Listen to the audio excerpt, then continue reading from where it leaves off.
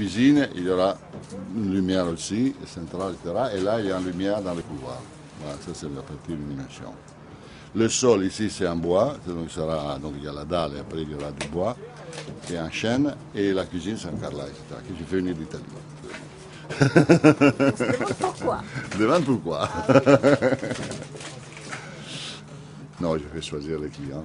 Donc la toiture, on va la remplir maintenant de roches et on va fermer avec le BA13.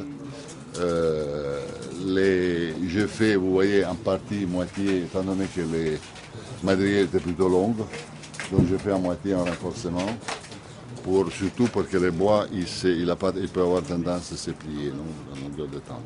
Oui, c'est léger. C'est léger, ça te plaît, hein? Comparé d'un partant ordinaire. Ah oui, on pas pourrait ordinaire porter. plein, c'est normalement Oui, léger. ils sont même moins lourds. Ça va relancer l'industrie du champ. Évidemment, au chat de C'est un liant hydraulique qui est plus tout à fait de la chaux et pas encore du ciment. C'est-à-dire que la chaux, normalement, c'est 800-850 degrés maximum. Le ciment, ça commence à 1000 degrés. Là, on est sur des cuissons qui sont de l'ordre de à peu près 900 degrés. Donc on a un matériau qui va réagir un peu plus vite qu'une chaux normale, mais qui va garder toutes les qualités de perméance de la chaux. D'accord, oui. Donc il y a des capillaires qui sont créés dedans et ça respire. Ça continue, ça a les mêmes, en fait c'est ce qu'on appelle presque le béton romain en termes de qualité d'ouvrage. Et ça continue à réagir tout au long de sa vie, c'est-à-dire que la chaux elle continue à prendre des molécules de carbone pour continuer à durcir. Donc c'est un produit qui est très stable dans le temps, qui va réguler très bien l'hygrométrie.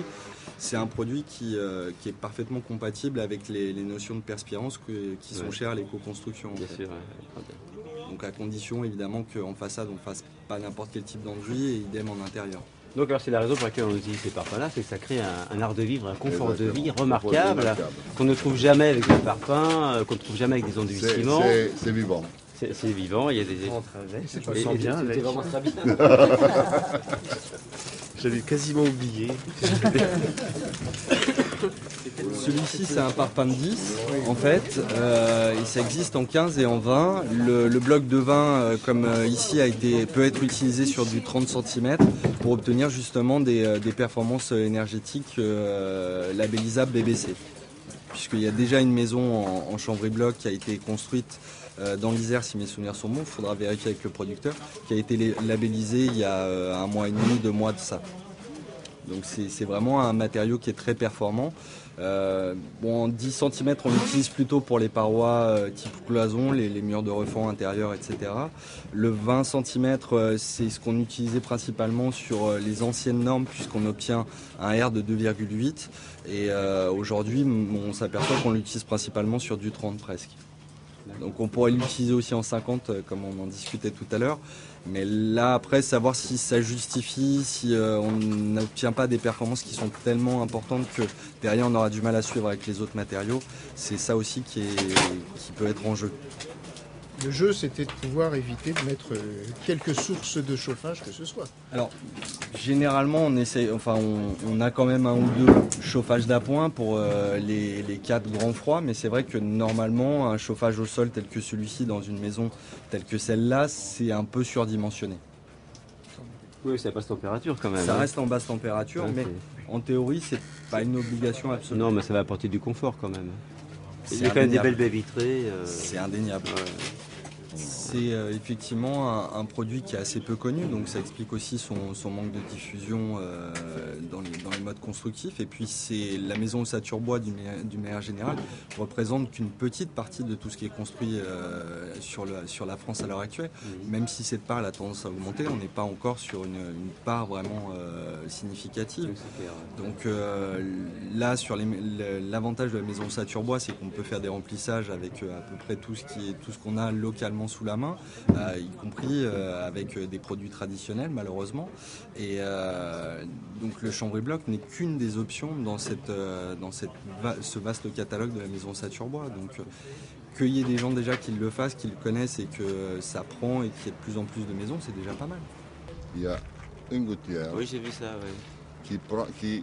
Parce que je m'explique, j'ai un vide entre l'un et l'autre. Oui. Donc j'avais un problème que si dans le vide il descend de l'eau, Tôt ou tard, il va pourrir en bas. Ouais.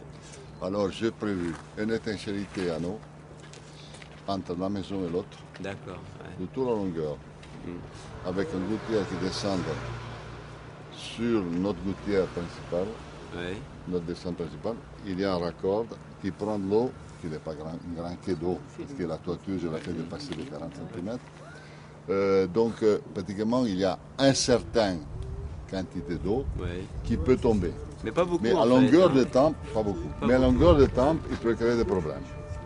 Donc, étant donné qu'après on fermera contre la maison et de l'autre Ouais. côté on fermera, cette vide, il restera un endroit pourri. Il faut que ce soit ventilé. Donc il faut qu'il soit ventilé. Donc Ouais. on prévoit une ventilation de cette D'accord. partie, avec en partie basse un moteur de RMC qui sort qui va l'air, aspirer donc l'air. il aspire l'air et crée un circuit d'air D'accord. continu. Ah, c'est bien, ouais. Et deuxième chose, je fais tout en bout de chambre. Et Sur vous le avez côté, qu'on là. montait, vous avez qu'on D'accord. montait, C'est déjà fait alors c'est déjà fait. D'accord. On montait, on goudronnait, on montait, on goudronnait, on montait 5 rangées et après on goudronnait 2 couches de lastomère De fine côte. et lastomère. Et après, donc vous savez qu'on montait, la partie elle était étanche pour éviter l'infiltration d'eau. Bien sûr. Ouais. Et là, on voit que les embasses de la structure bois sont posées sur des platines pour éviter le contact avec les parpaings. Voilà, Hein? j'ai fixé j'ai mis des platines au sol, fixées avec un ponçon qui saute, et dessus, dans les bois, il rentre le ponçon. Le bois, il est tourné jusqu'à qu'il arrive à niveau qu'on veut, Ah, d'accord, parce qu'il faut ouais. qu'il soit mis à niveau. Donc tous les comment ça s'appelle? Évidemment pas non, mais dans la partie Oui, en bas, basse, oui, oui. Sur les parpaings. Ouais. ils sont fixés sur cette platine, Et légèrement décollés en fait. légèrement décollée pour lui donner une isolation qui n'a pas la même... légèrement, hein, mais un petit C'est du peu. bois de charpente qui est traité. C'est et du bois de autoclavé, charpente classique, D'accord, traité ouais. antiparasitain, antimosicien. Voilà, d'accord. On a fait un traitement supplémentaire. Oui, parce qu'après Pour c'est être trop plus- tard, hein, bien sûr. Pour être sûr. Hein. Mais bon, il était acheté comme un bois traité antiparasite et Alors c'est antimosicien. amusant comme en ce moment, sous cette forme-là, elle ressemble à une ancienne tannerie. Hein, c'est amusant.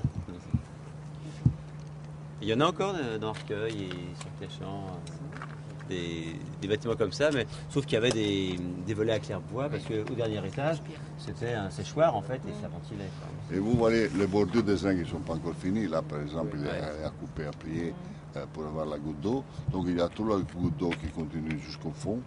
Et la toiture, il est fait en comment ça s'appelle, joint debout. Joint debout.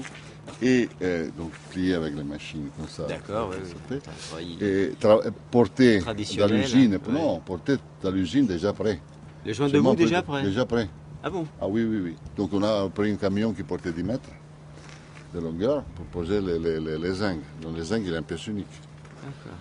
Tu vois, les bandes des zincs sont en pièce unique, évidemment. Et après, les bordures, il y a un remonté sur le bord, il y a un remonté. Ouais. Et après, on ferme plie, avec après. plié comme ça. Et la rive, ils descendent, il est fermé avec un serin. D'accord.